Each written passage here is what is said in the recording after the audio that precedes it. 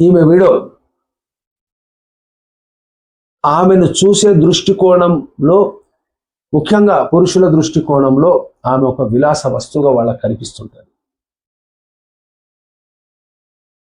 ఆమె తనకు తాను సంకెళ్లను వేసుకొని బంధించుకొని మానసికంగా శారీరకంగా కోరికలను అణుచుకొని జీవితాన్ని గడపాల్సి వస్తుంది.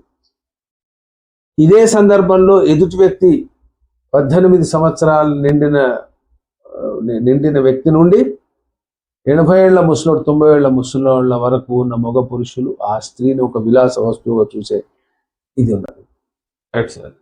అది పోగా ఆ స్త్రీ యొక్క స్వేచ్ఛ, అన్ని రకాల స్వేచ్ఛను హరించి వేయడం జరుగుతున్నది.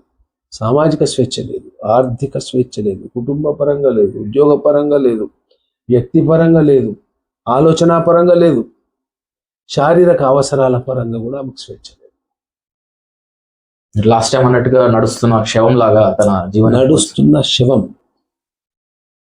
దాహము ఎంత సహజమో సృష్టి కార్యం కూడా అంతే సహజం. పురుషుని విషయంలోకి వచ్చేసరికి కాష్టం చల్లారక ముందే పురుషుని వివాహ ప్రయత్నం జరుగుతున్నది. స్త్రీ విషయంకి వచ్చేసరికి పొరపాటున కన్నెత్తే వర్ణన చూసినట్టయితే అది ఒక పెద్ద నేరంగా భావించి శిక్షించడం జరుగుతుంది. మగవాడు తప్పు చేసినప్పుడు మగాడు రాని ధైర్యంగా చెప్పుకుంటున్నారు. ఆడిది తప్పు చేయకున్నా కానీ నిందలు వేసి తప్పు చేసినట్లుగా ఆమెను బంధించే ప్రయత్నం కూడా సమాజంలో జరుగుతుంది. ఒక సోదరునితోటి మాట్లాడినా, ఒక రక్త సంబంధీకునితో మాట్లాడినా కానీ అక్రమ సంబంధాన్ని అంటగట్టి ఆమెను ఒక పతితగా కులటగా కూడా ముద్ర వేసే ప్రయత్నం ఈజీగా బ్లేమ్ చేయొచ్చు.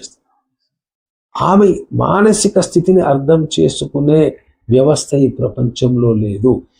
సాటి స్త్రీ కూడా ఆమెను అంటరాని వ్యక్తిగానే భావిస్తున్నది.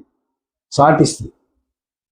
ఇది పోగా వైధవ్యం సంప్రాప్తించిన వెంటనే ఆమెకు సమాజపరంగా ఆమెకు జరిగే అవమానం అనేది జీవితంలో చివరి రోజు వరకు మర్చిపోలేదు. ఆ విధంగా ఆమెను తయారు చేస్తారు, ఆమెను వివరణం చేస్తారు. ఆమెకు స్వతహ సిద్ధంగా ప్రకృతి పరంగా వచ్చిన ప్రతి అంశాన్ని కూడా దూరం చేసి తీసేస్తారు. కట్టు, బొట్టు, పూలు, ఎవ్రీథింగ్. ఈ మార్పు ఇది రావాలి. అసలు ఏ వైధవ్యం పొందిన స్త్రీ తనకు తాను వేరే కంపానియన్ వద్దు అనుకుంటే తప్ప